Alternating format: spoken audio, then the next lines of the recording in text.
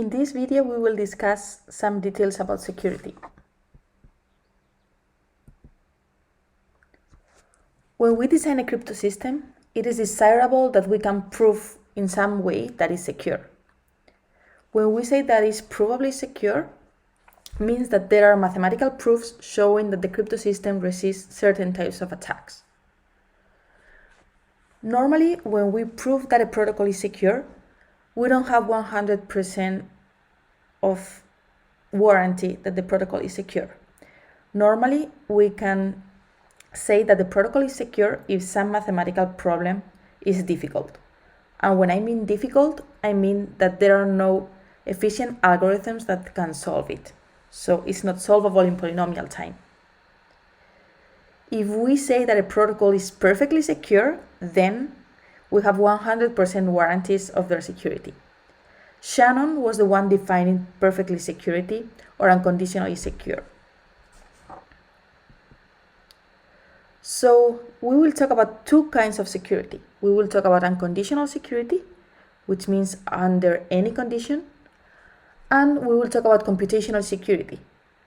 That's the first vision that I mentioned of reducing the security of a crypto system to the difficulty or hardness of a problem.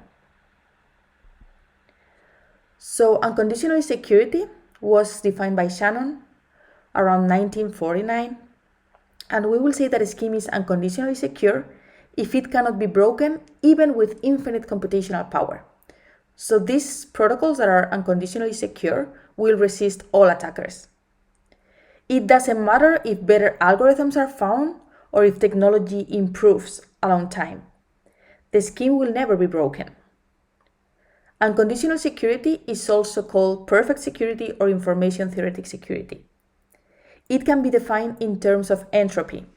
So the idea is that if you see the ciphertext, you have no information about the plaintext, so that the entropy of the plaintext seen in the ciphertext is equal to the entropy of the plaintext. We will see that there is a protocol that satisfies this unconditional security, which is the one-time pad, but it is not practical. We will see it in a different chapter.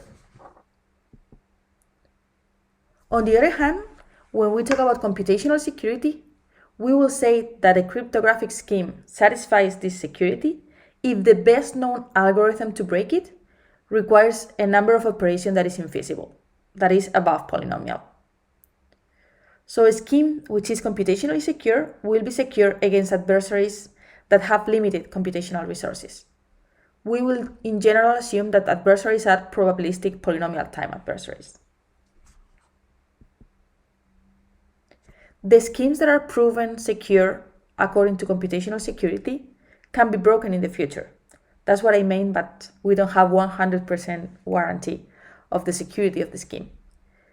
They can be broken if we find new algorithms that are more efficient, and then the protocol can be broken, or if there is improvement of computational power. Here, we need to pay special attention to the development of quantum computers. There are some quantum algorithms that break currently secure schemes like RSA or elliptic curve cryptographic systems. Shor's algorithms can factor in polynomial time, so that means that RSA is not secure anymore and can also compute discrete logarithms, so elliptic curve cryptography won't be secure.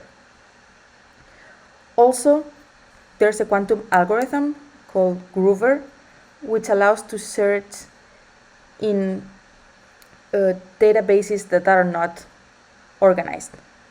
So this can allow to do a brute force attack, to try out all possible keys. This is not a polynomial algorithm, but it can reduce to the square root of the initial complexity this search. This means that also for private key crypto systems, there will be some consequences when the quantum computer is developed.